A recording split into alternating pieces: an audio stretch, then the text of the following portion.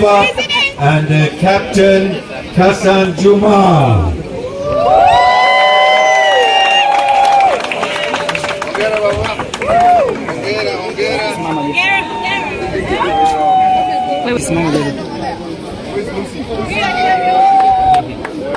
Tuko nyuma yako.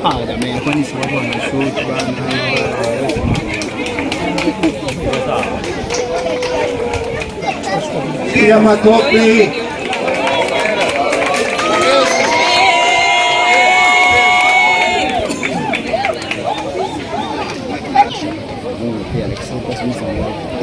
Sorry for that interruption.